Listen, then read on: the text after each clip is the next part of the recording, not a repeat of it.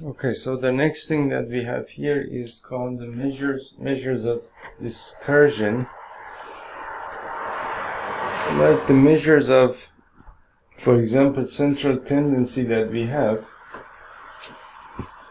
measures of dispersion as well. So measures of dispersion.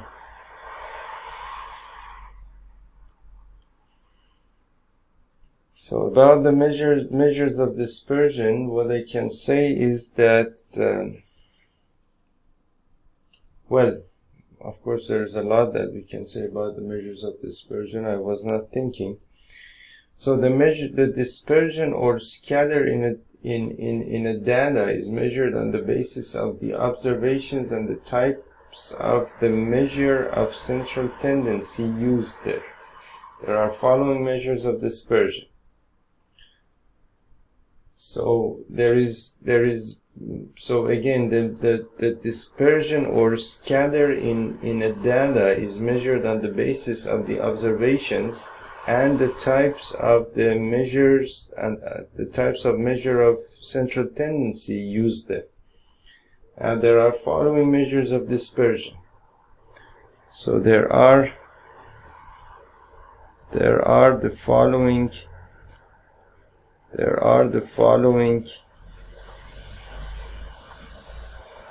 measures of dispersion.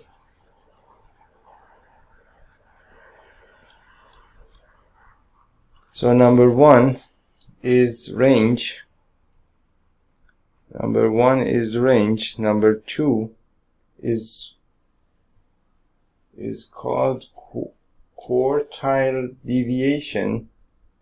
It's called quartile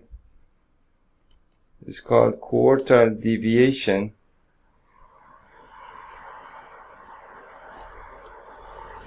Number three is called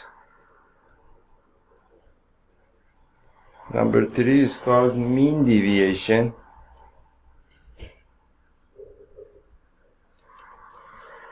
Number four is called standard deviation.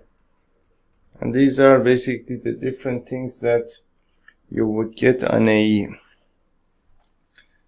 standard scientific calculator. Meaning that,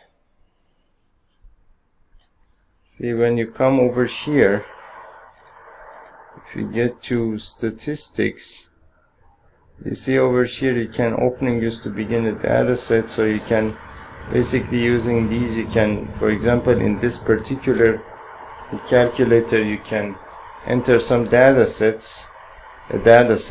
Here you can sort your data. Here you can find the mean, the median, the mode, the sum, the factorial of a number, variance, product, maximum, minimum, combination, geometric mean, permutation, random, and STD, standard deviation. Of course, this is not very very advanced or very much equipped with statistics.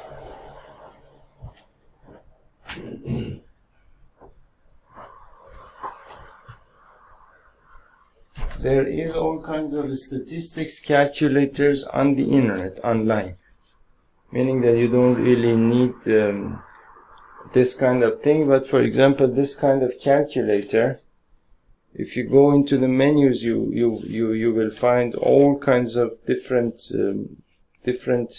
functions related to statistics. For example, on a standard scientific calculator like this. This is a Casio, for example, FX991ES.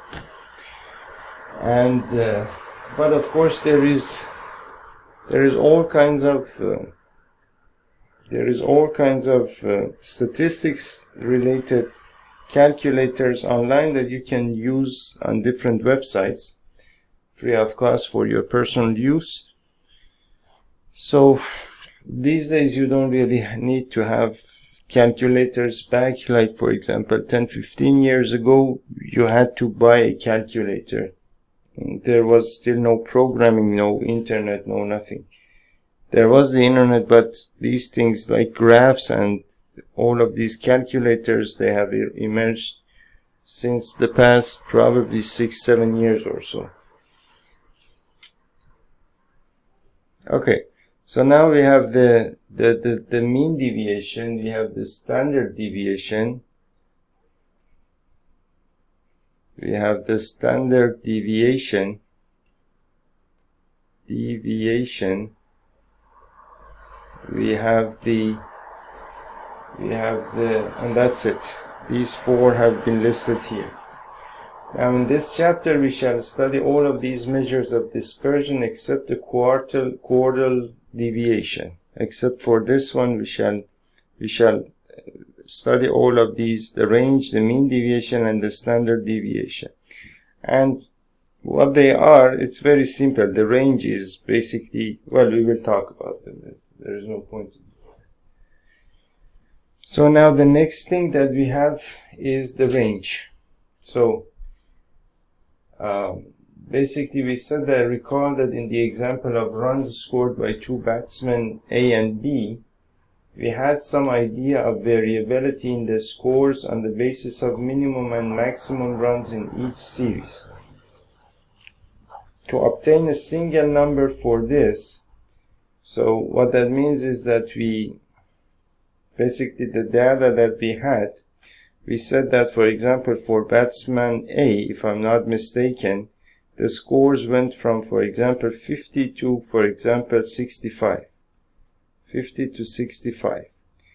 For batsman B, for example, the scores went from, for example, something about 0 all the way to, the scores went from 0 all the way to, for example, 114. So 0 to 114, you automatically understand that in this particular case, then your data must be much more scattered all over the place, and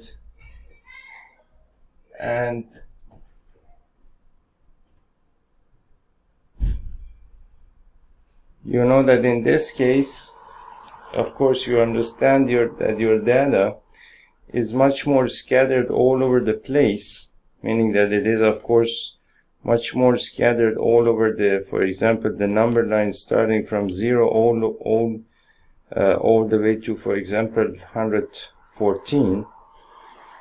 So your data is all over the place. For this batsman over here, what we knew was that basically and in the case of both sets of data, what we had was that basically the mean and the mode of the data here, was 53. Both were 53 for this data. For this data, both mean and the mode was again 53. But then in the case of, for example, this set of data, basically the minimum and the maximum of the data were 50 and 65, meaning that most of the data points were, let's say that this is 53, most of the data points were just very close to the mean or the mode of the data. Whereas in this case, let's say that this is, for example, 53, and the data was basically all over the place like this. Okay, so now based on the mean and based on the minimum and the maximum of the data, you will have some idea as to basically how scattered your data is. Of course, if the minimum and the maximum of your data is much closer to the measures of central tendency of your data, of course that means that your data is less scattered. If the minimum and maximum of your data are are basically far from the measures of the central tendency of the data, that means that your data is very much scattered, starting, for example, from 0 going all the way to, for example, 114, something like that. So that's basically that. So it says that recall that in the example of runs scored by two batsmen A and B, we had some idea of variability in the scores on the basis of minimum and maximum runs in each series. I repeat that. Recall that in the example of runs scored by two batsmen A and B, we had some idea of variability in the scores on the basis of minimum and maximum runs in each series.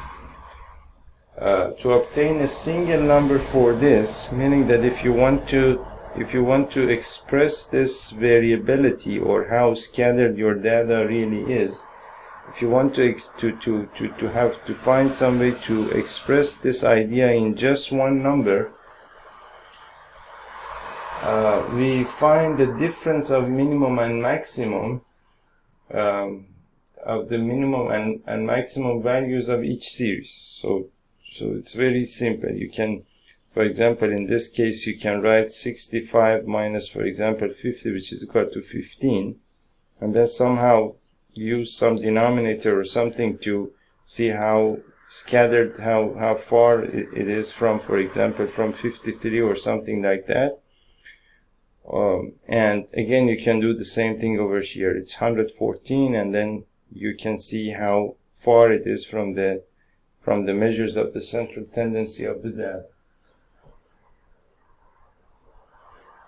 So to obtain a single number for this, we find the difference of maximum and minimum values of each series. This difference is called the range of the data.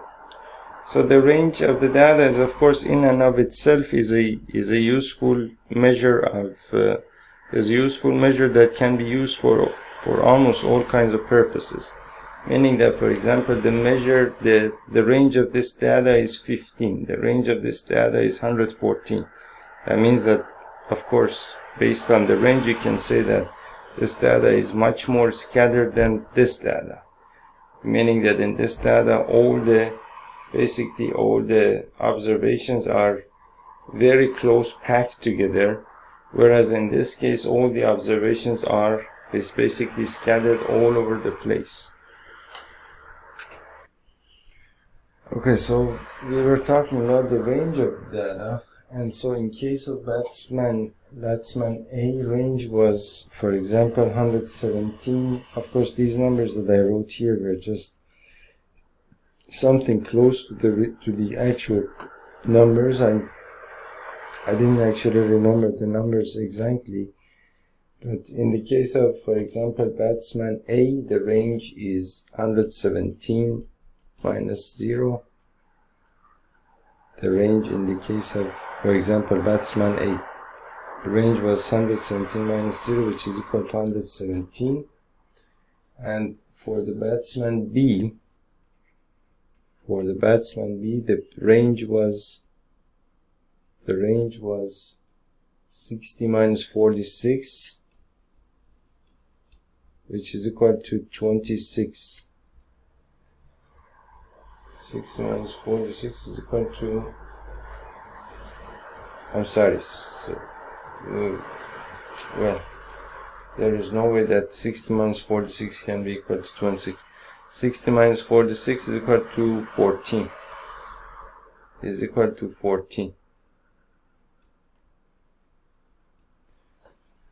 So the range of A is, of course, greater than the range of B. So here the range of A, you can say the range of A is, of course, greater than the range of B. And therefore the scores are scattered or dispersed in case of A, while for B these are close to each other. So for A, you can say that the scores are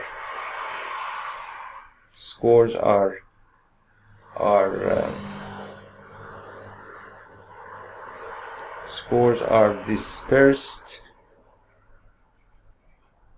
or scattered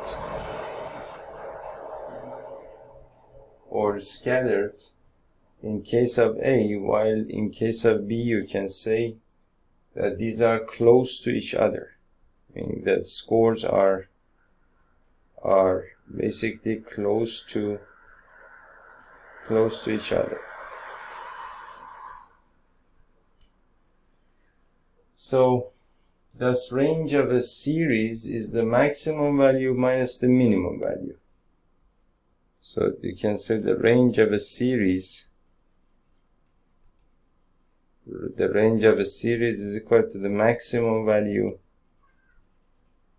minus the minimum value. That's the range of a series. Of course, by a series we mean what is meant here is a number of observations basically put together, and of course that would be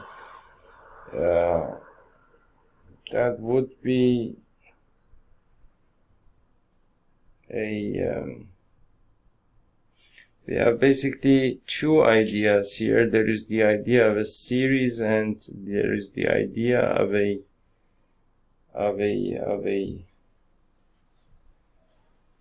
we have basically geometric series and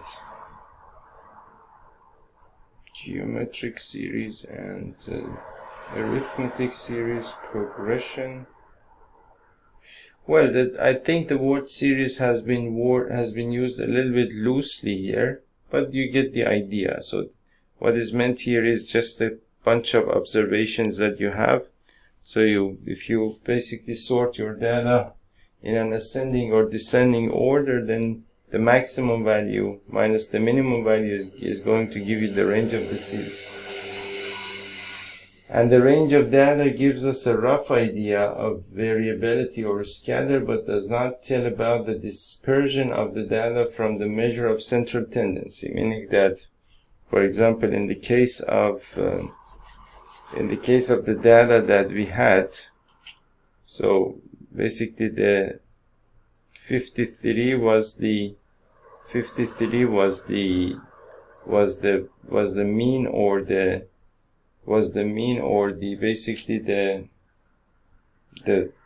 basically one of the measures of the central tendency was 53, the other one was also 53. And for example, if your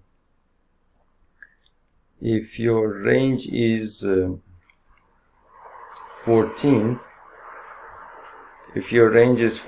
then you can divide this by 2, and then you know that basically that the farthest that any observation can be away from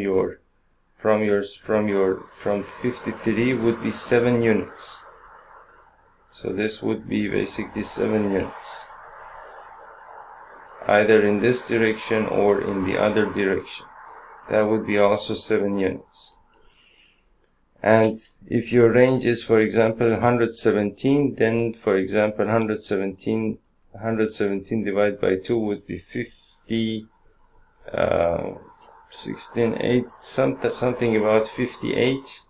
So then in this case, for example, the farthest that any basically observation can get from 53 is something about 58.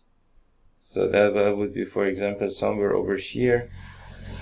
So that would be basically 58 units, for example. And 58 plus 53 is 111. And well, that's basically how you know basically how your data is scattered. So it says that the range of data gives us a rough idea of variability or scatter, but does not tell us about the dispersion of the data from the measure of central tendency. For this purpose, we need some other measure of variability. Of course, I did make this up. This is nothing official in mathematics. For this purpose, we need some other measure of variability Clearly, such measure must depend upon the difference or deviation of the values from the central tendency, which is, I did something like that here. The important measures of dispersion, which depend upon the deviations of the observations from the central tendency, are mean deviation and standard deviation. So let us discuss them in detail. So this is the important measures of dispersion, which depend upon the deviations of the observations from a central tendency, are mean deviation and standard deviation. So now we have two topics here. We have the mean deviation. And we have the standard deviation.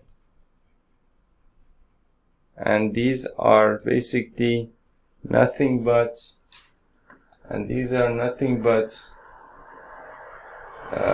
some measures of dispersion.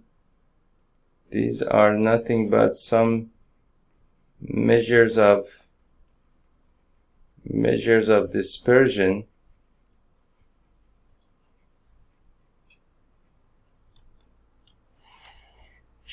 Yeah, there is something, of course, there is something interesting that happens. There are some ideas, there are some logical ideas that even when you read them, you don't understand them. At least in my case, it's like this. When you read them, you don't understand them. But when you write them down, you will understand them. So if you, for example, I don't know, there is something that happens in your mind, and you just keep reading something, and what happens in your mind is that while you are reading something, if you pay attention to your mind, what's happening, what's going on in your mind in a split second, in a fraction of a second, it can all of a sudden jump to some other thought, or to some other place, or to some other, for example, your mind is doing all kinds of things all the time, of course. Now, in a fraction of a second, it can jump to some other thought, and then you take your mind back and again focus it on what you're doing, and so on and so on and so forth. Now, when you're reading something, what happens is that you think you're reading the book, right? But what's happening is that while you're reading the book, your mind is basically migrating to some other thought, coming back, some other thought coming back, and so on and so forth. And that fraction of a second when your mind is not there, it's somewhere else, you're not actually reading the book. Although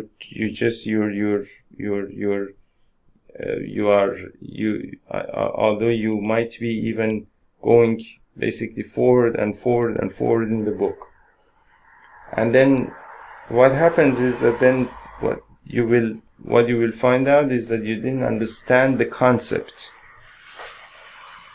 You did not understand the concept. But the thing with writing is that if your mind is somewhere else, you cannot move your hand. Your hand will stop. Okay? If your mind is somewhere else, your hand will stop. Your mind has to be on your hand so that your hand can keep on going and writing and writing and writing.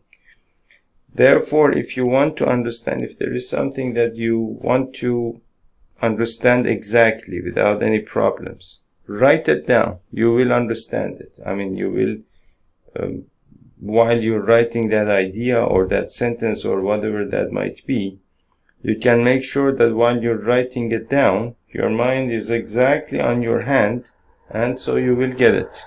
That's a trick that works all the time with the human mind, as far as I know. I mean, in my case, at least it's like that. So basically, the mean deviation and the standard deviation are some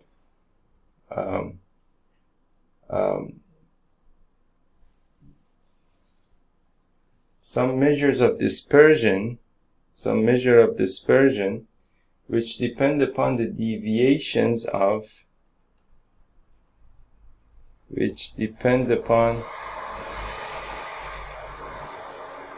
upon the deviations of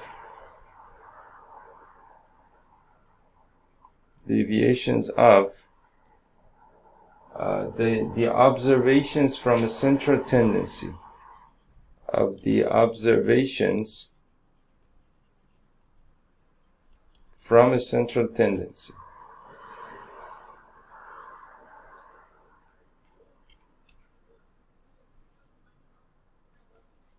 Okay, and they are basically the mean deviation and the standard deviation, which we will talk about in the. We can talk about them even here. Okay, so the mean deviation is basically, it says that recall that the deviation of an observation x from a fixed value a is the difference x minus a. So x minus a, I can call it the deviation that of an observation x, deviation of an observation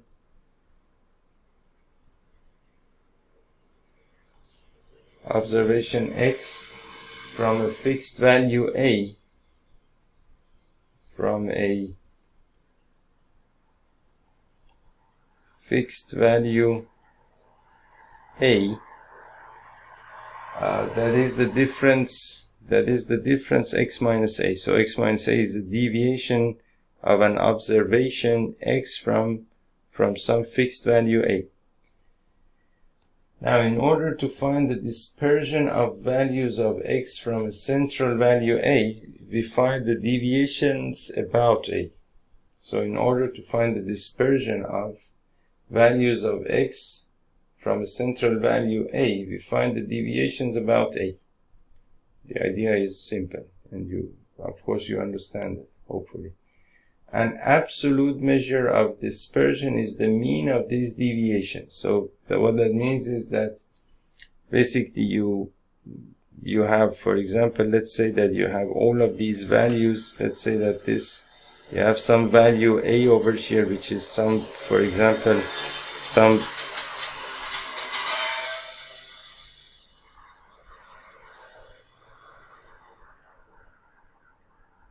so you have some, basically you have some, for example, some measure of some what do you call it, a central measure of tendency.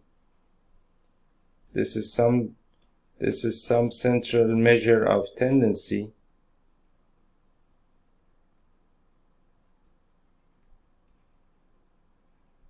that you have calculated related to your data. Call it A, for example. Either the mean or the mode, or the mean or the mode, or the there is one more there, but you get the idea.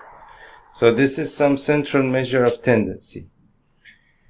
Now the deviation of an observation x from a fixed value a is basically the difference of x and a, which you can basically which you can write basically as the absolute value of x minus a, for example. Since this is some for example, you can think of this as some distance from a, then there is some x here, some x here, some x here, some x here, some x here, and of course your data is scattered all over the place. Now it says that, so in order to find the dispersion of values of x from a central value a, we find the deviations about a. So you find the deviations of all of these x's, for example, x1, x2, x3, x4, x5, for example, x6, and so on and so forth, all the way up to x of n. And the deviation of, for example, x1 from a would be x1 minus a, and of course the absolute value of that x2 minus a, the absolute value of that x3 minus a, the absolute value of that, all the way up to x of n minus a. And then you will get a bunch of values over here. Now these values, if you calculate the mean of these values, if you calculate the mean of all of these values, that is called the mean deviation, if I'm not mistaken. That is called, to find the mean,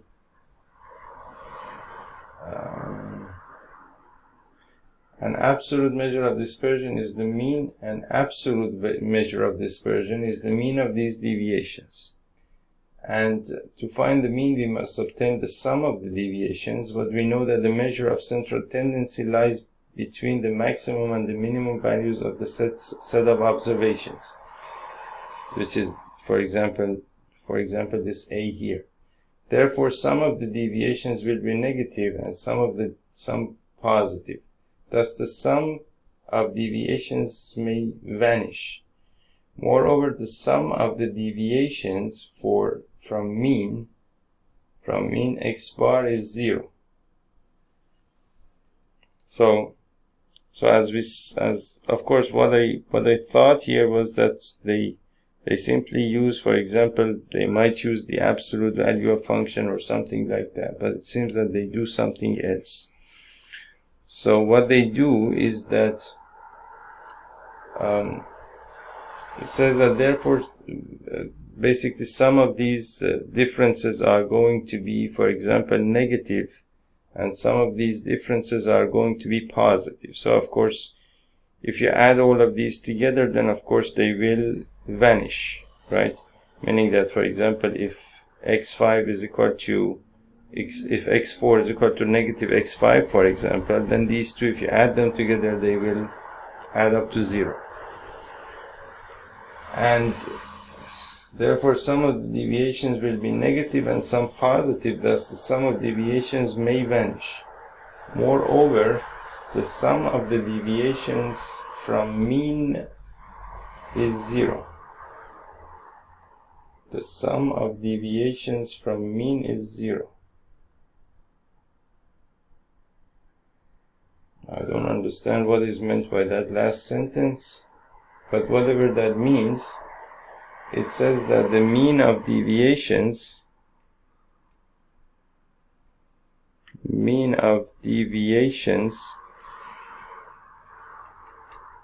is equal to the sum of deviations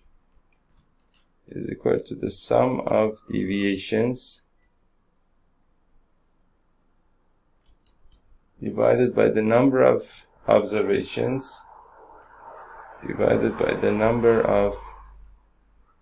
observations which is equal to some 0 divided by some n, which is equal to 0. And now let's see where this is taking us. Thus, finding the mean of deviations about mean is not of any use for us as far as the measure of dispersion is concerned. Okay? Now remember that in finding a suitable measure of dispersion, we require the distance of each value from a central tendency or a fixed number a. Recall that the absolute value of the difference of two numbers gives the distance between. Recall that the absolute value of the difference of two numbers gives the distance between the numbers when represented on a number line. Okay? Thus, to find the measure of dispersion from a fixed number a, we may take the mean of the absolute values of the deviations from the central value. That's exactly what I did here, although I had no idea what I was doing really.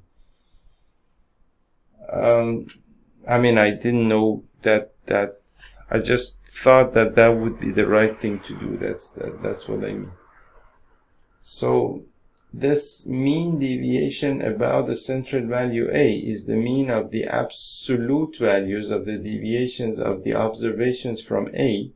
The mean deviation from A is denoted as mean deviation of A. So I think you got the idea. So M, the mean deviation of A. So this is the mean deviation about A, meaning that you're basically setting some fixed point A over here, and you are calculating the mean deviation about this point, meaning that you're calculating all of those distances, and then you want to basically find the mean of all of those distances. And those distances, basically, you calculate them using those absolute value functions, and that now you want to add all of them together and divide it by the number of the observations.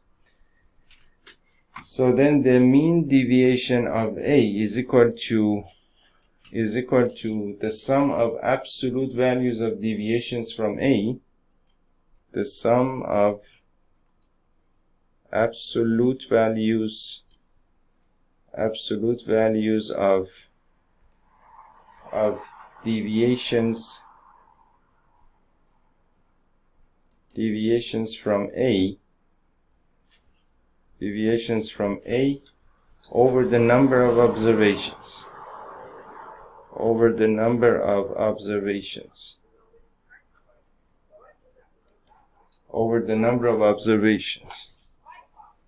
Okay, so now we said that basically the mean deviation of A was the sum of absolute values of deviations from A divided by the number of observations. Now, as a remark, we have some remark here that says that mean deviation may be obtained from any measure of central tendency, meaning that it doesn't have to be the mean or the mode, or it can be, basically it may be obtained from any measure of central tendency. However, mean deviation from mean and median are commonly used in statistical studies. So basically mean deviation can be obtained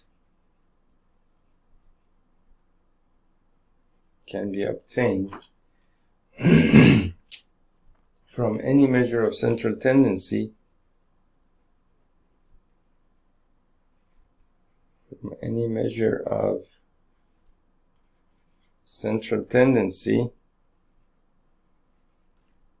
and those measures of central tendency were the mean, the mode, and the median, right? So we had basically these three things we know about, at least we know about. So that means that the mean deviation can be obtained from any of these, meaning that this A, I suppose, it can be any of these values related to your data. Now, but the mean deviation, but what is usually used in statistical studies is the mean deviation from mean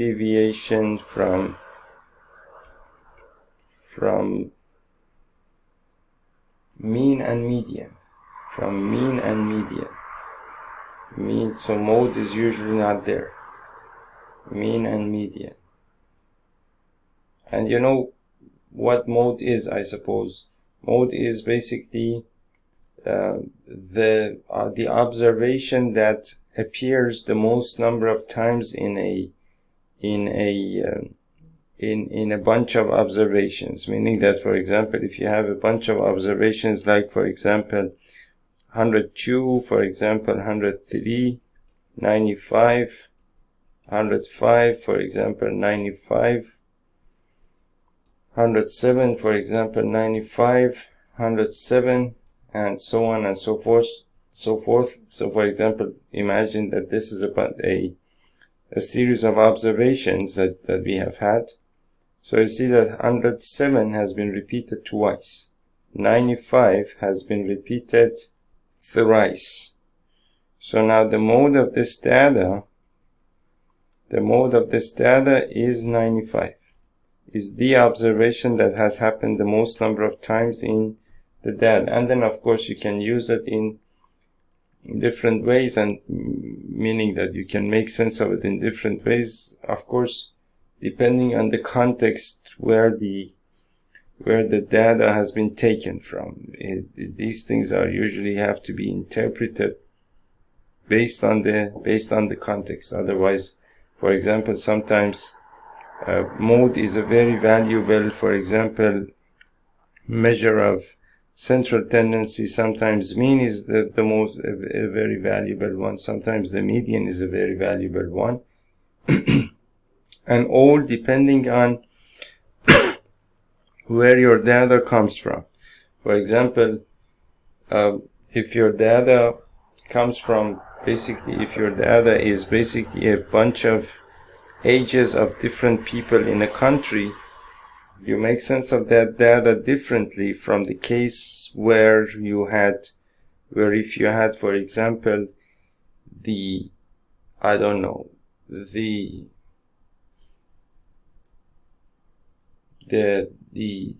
for example,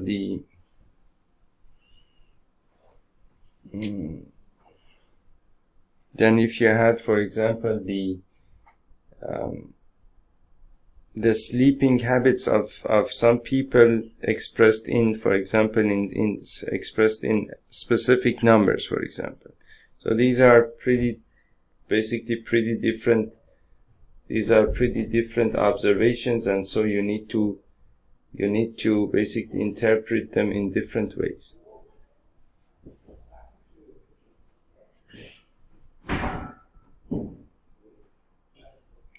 So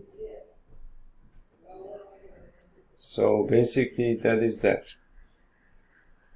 Now if you have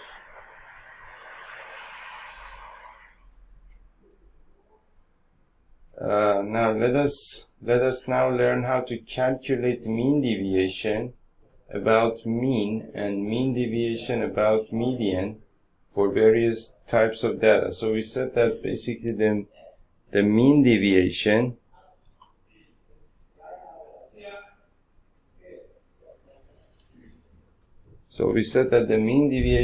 is usually taken from mean and median. Usually from mean and median.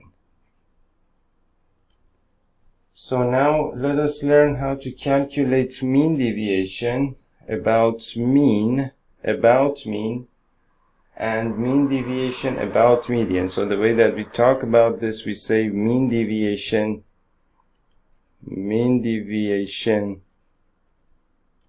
about mean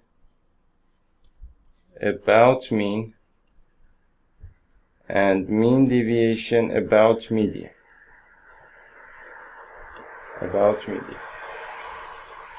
So now the topic now that we need to discuss is the mean deviation for ungrouped data. And I guess we need to give myself some more space.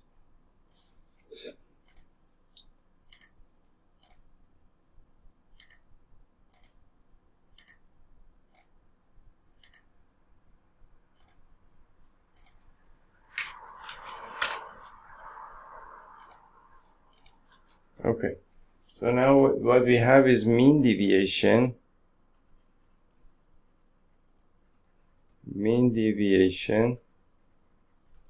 For ungrouped data. So let n observations be x1, x2 all the way up to x of n. The following steps are involved in the calculation of mean deviation about mean or median. So you have basically n observations. You have n observations. You have n observations being basically x1, x2, x3, and so on and so forth, all the way up to x of n. Now, these steps are taken in order to calculate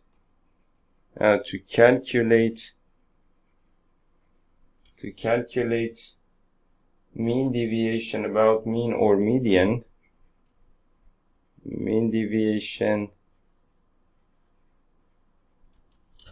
about mean or median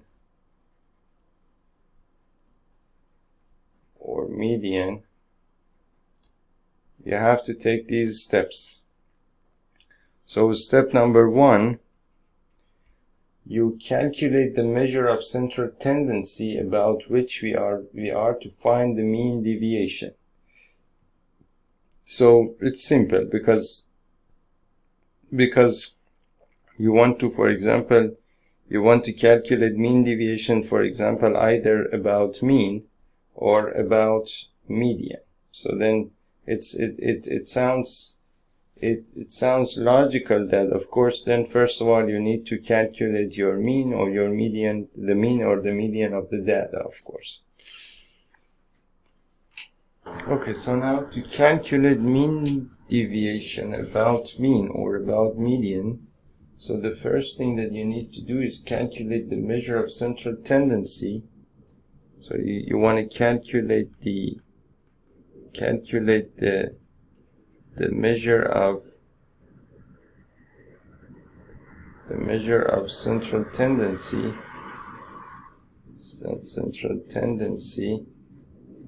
about which we are to find the mean deviation.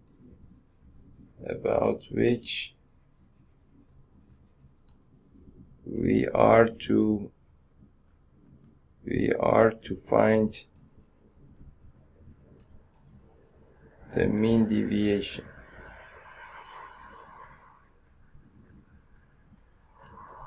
We are to find the mean deviation.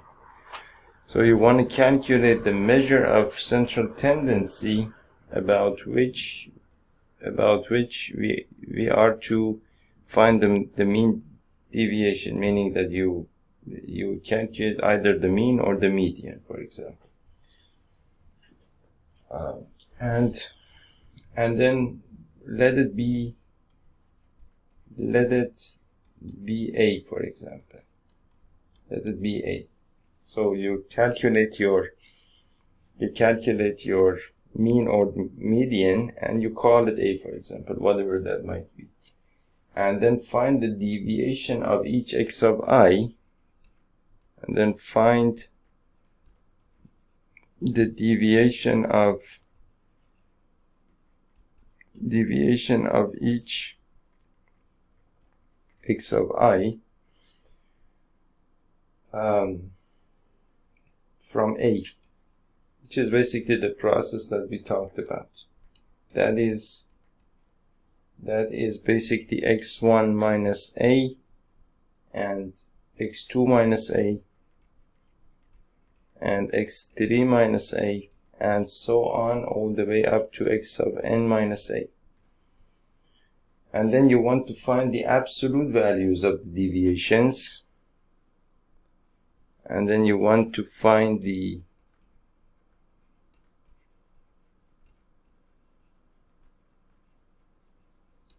absolute values of the deviations.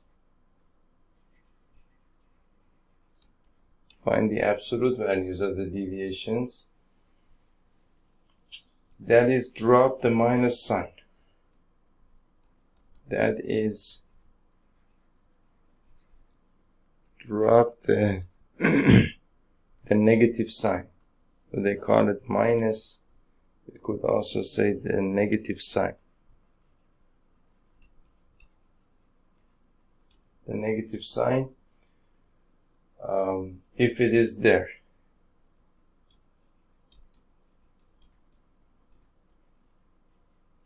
If it is there, meaning that that is basically you want to find the absolute value of x1 minus a. You can of course make this step a part of the previous step, meaning that you can, of course, you would directly calculate x1 minus a, the absolute value of x2 minus a, the absolute value of x3 minus a, and so on and so forth, all the way up to the absolute value of x of n minus a. And then of course you have to add all of these together, and you want to find the mean of the absolute values of the deviations. This mean is the mean deviation about a.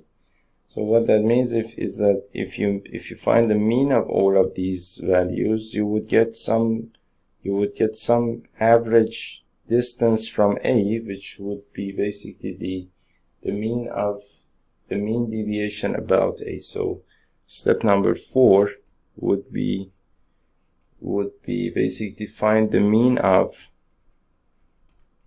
when we say the mean of, what that means is that you basically add all of these together and then divide it by the number of them. That's the average of them. Find the mean of the absolute values. The absolute values of the deviations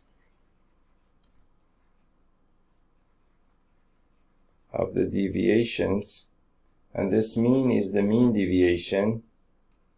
This mean, which refers to this mean over here, which is, by the way, also the average, you could call it.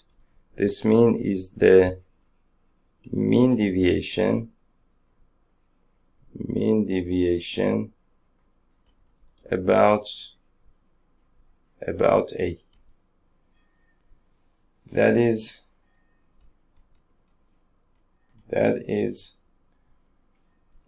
basically the mean deviation about a is the same thing as you can write it as, for example, this way, for example, sigma of the absolute value of x of I minus a. Basically I is equal to 1 to n over n, or you can write it as 1/n of basically the 1/n times sigma absolute value of x of I minus a. The absolute value of that I is equal to 1 to I goes from 1 to n. So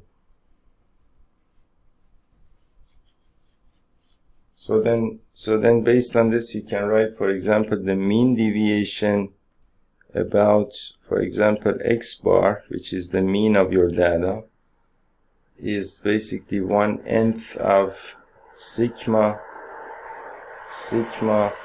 basically x of the absolute value of x of I minus x bar, for example, as I goes from, for example, 1 to n, where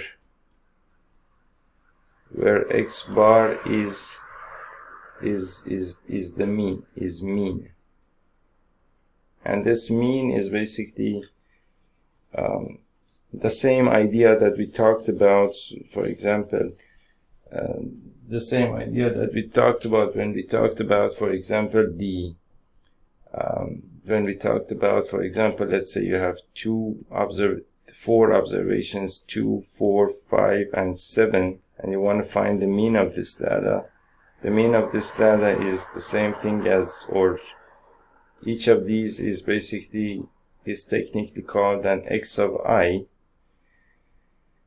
and so then basically x bar is the mean of all of this, which is basically the same thing as, if I'm not mistaken, sigma, or 1 divided by n sigma x of I, as I goes from 1 to n, which is the same thing as basically 1/nth of basically x1 plus x2 plus x3 plus all the way up to x of n. That's basically the meaning of this expression here. So then what you do in order to find the mean of this, or the x bar of these observations, you can write basically the mean of this is equal to basically 2 plus 4 plus 5 plus 7 divided by the number of them, which is 4, which is basically 12 plus 6 is 16 divided by 4 is equal to 4, for example. This is the average or the mean of your data.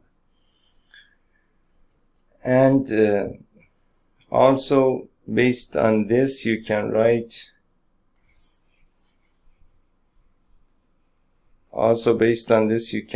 the median of the mean of the this is the median actually. M is the median. The median about this is the median, the mean deviation about median. This is basically what this is. This is the mean deviation. This you can call it the mean deviation about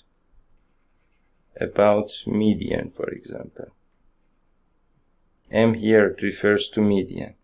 So then you can call this as, based on this formula, you can write it as 1 divided by n times sigma, the absolute value of x of I minus m as I goes from 1 to n,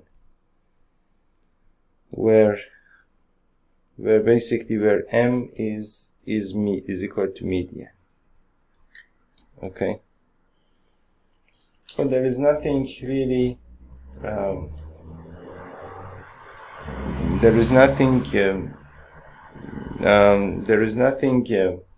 complicated here, as long as you understand the concepts that we have done before, and there is some of them actually. So we have had, for example, in class 6 we had chapter 9. It was called data handling. We have done, for example, these videos over there. I think each of these videos was 1 hour long, so this is, for example, 7 hours. Then in class 7 we had, for example, chapter 3 called again data handling. That there it wasn't still called statistics. It's basic concepts of statistics, like counting and arranging data and arranging observations and that sort of thing, and histograms and bars, and basically to group things and things like that, which is again like, for example, I don't know, 12-13 videos or so, 11 videos, for example, here, I suppose.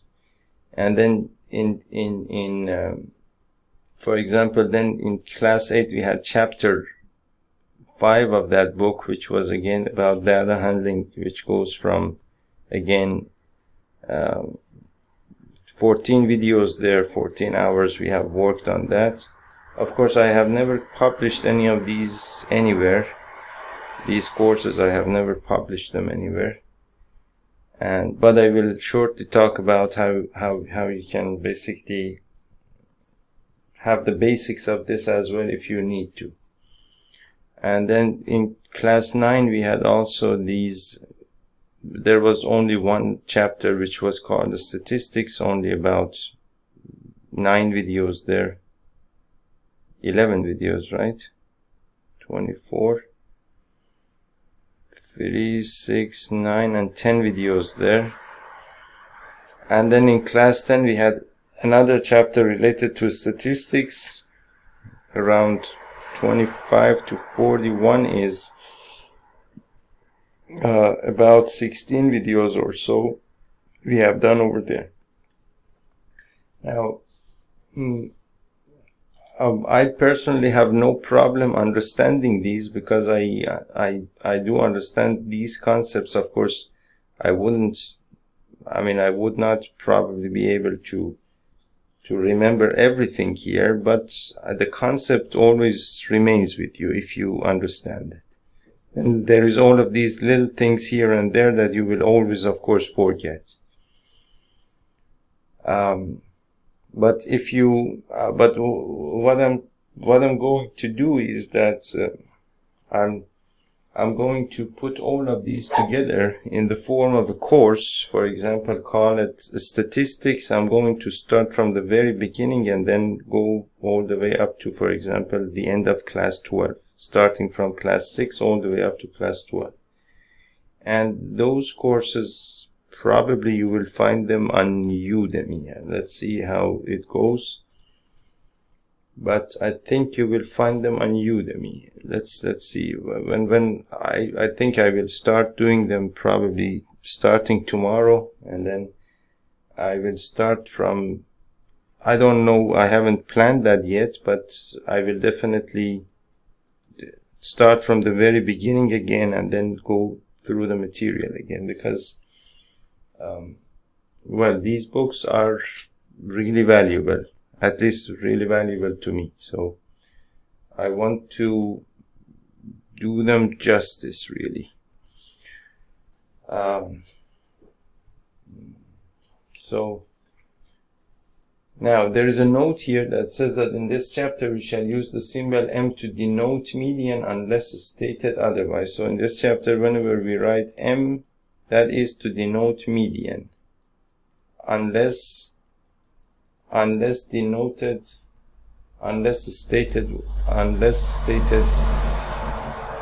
otherwise. So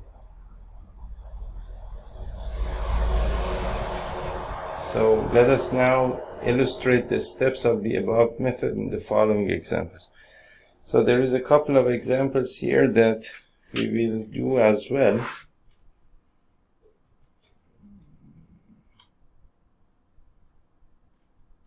And then there is a couple more things. So we will get to them one by one. So I'll see you in the next video.